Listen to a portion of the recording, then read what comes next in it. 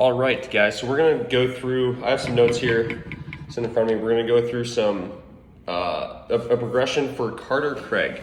So Carter Craig, the operation that he had was a Tommy John with a screw put in his olecranon because he had a stress fracture there. And so first thing that we'll go to here is, this is 117 days post-op as it says. This is the first day that he started throwing. So like those were, what you're seeing in the video there is his first day throwing. Looking pretty damn easy. And I will say right off the bat, like one of the reasons that happened because this dude never, I don't think he ever missed a day, or like he was continuing to train with the school a little bit. He was continuing to do some of that stuff. And so he always communicated very clearly on like what it was that he was doing. And so I think that is probably one of the reasons that his throwing looked so damn smooth the first day that he did it. So props to my dog for that.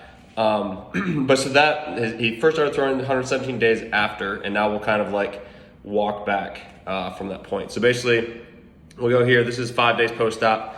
Honestly, when I programmed this one, I thought he was going to have a harder cast, and he was going to be just like pressing into it lightly and pulling into it lightly. But you can see in the video, he's just like, he's kind of going full ham on it. I mean, he's 5 days post-op, so it's not like full ham, but he's definitely putting a lot of intent into it. And that was something that we talked about. I remember on our initial call, we talked about like what is, because he's a dude that he's really good at putting a lot of like intent and a lot of effort into things. So it's like, okay, how do we, marry doing that while not pushing for more than you're ready for, right? And so he did a really good job with that throughout this process.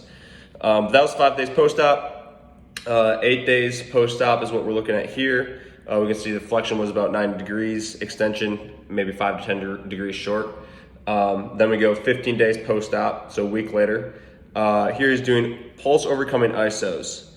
So basic idea behind these is like sometimes when we get around, or for the thing that the time period that was at, or what his body was looking like at this time was just like a little bit kind of like, I don't know how to describe it. It's like when you get into that end range, it's like a little bit like hard, like it's not like easy into full range, right? And so sometimes when we do those overcoming isos, the goal is like we take that tissue and we want to actually fully shorten or fully contract, kind of let that off. And so the overcoming isos are a good way to do that. So that was the thought process there. Here we go, 25 days post-op. Elbow lacking a couple degrees of range and extension, and tricep was lagging a bit, which I did want to mention. Like tricep lagging here is fine in this specific case because he had a screw put in his elbow, and so basically like he was on this backside, and so it makes logical sense, or it makes sense that the area that may lack or kind of like come along the last or the come along the latest, or yeah, that might come along like lastly would be that more of that tricep area. And so we had a little bit of conversation of like it's fine that the tricep is lagging behind a little bit.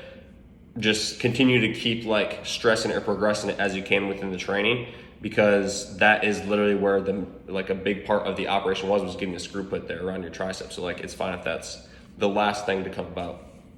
Like worrying about that or thinking about that too much can almost cause more problems than the actual physical aspect of it lagging behind, because it's like it's logical that it would do that.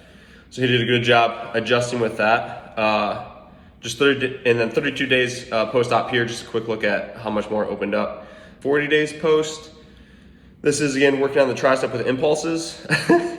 I'm honestly not sure what he's doing with like he's like doing the impulse and then he goes into taking away the rope and then just like moving. Maybe he's trying to fill it out. I don't know, you'll have to ask him, but it does show like he's actually feeling that shit out. So that was pretty cool. I don't know what he was doing. 43 days post. We start introducing more global full body type moves. So this is push up at the top. Generally, we'll start to introduce these more once that full range is returned or we're getting really close, or it's like we've hit some type of wall where it's like, okay, we just need to load more to kind of open that tissue up. And so this is where we started doing that for him. 47 days post-op. My note is, had to include this one because it's just him being so yoked he can lift his bed. Oh, this was the impulse for the overcoming iso where he's got it attached in his bedroom and he's lifting up his mattress. So props to Carter on that one. 60 days post-op, progressing the global moves for a little more difficulty. Oh, this is the cross crawl, bear crawl. So basically like he was dominating push up at the top. All right, we're gonna make it a little more difficult. We're gonna go cross crawl. You can see elbow's looking pretty straight there. Tricep was looking pretty good. It wasn't quite like fully cleared yet, but he's starting to get there pretty solid. 78 days post-op. So this is when he was doing the throw impulse. So yeah, at this point we had started doing more global moves. So even in addition to kind of like the holds that we were doing, he's also doing push-ups, he's doing stuff like that. And so the range was good, he was feeling pretty good. So that's when we started to introduce more of like this throw specific impulse. I think this was the first day that we did it.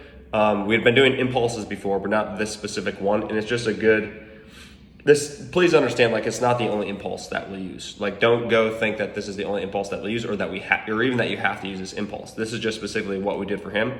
And specifically the thought process here was like, okay, feeling pretty good. Now we're going to start to get a little bit into your mind, like throwing is the end goal here. And so we're going to start introducing something that feels, looks, etc., a little bit like that. So 78 days post, 82 days post, starting to get into more throw specific positions again. So this was the layback one.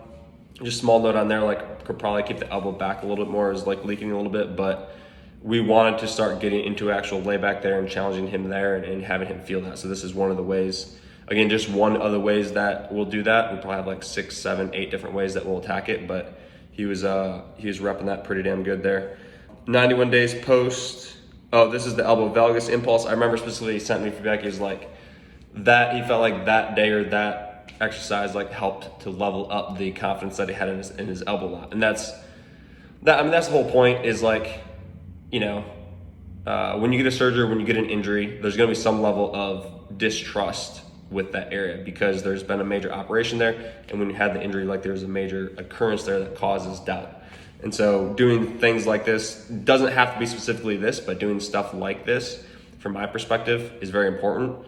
And it was cool that Carter communicated, like, that helped a lot. So 103 days post, no, this is a single arm hangs rotation on purpose. And I include that because most guys can't do that like fully healthy with no surgery. So that's pretty cool. And then we'll go back to the 117 days post-op. He's fully into throwing. It's been going good there. So I think that was like roughly 3.5 to 4 months post-op, and it's been progressing well. So the biggest thing here with Carter is like, I mean, he put in a lot of work. He was extremely intentional in what it was that he was doing. He really just took to it, and like the feedback that he dropped in, the videos that he dropped in were just like consistent every single day. And I mean, when you do that, it's pretty, like, that's easy to work with. And, you know, he was just like, there wasn't anything that was going to get in his way from this thing happening. So hell of a dude, good work. And now we get into progressing the actual throwing and progressing the intensity from there.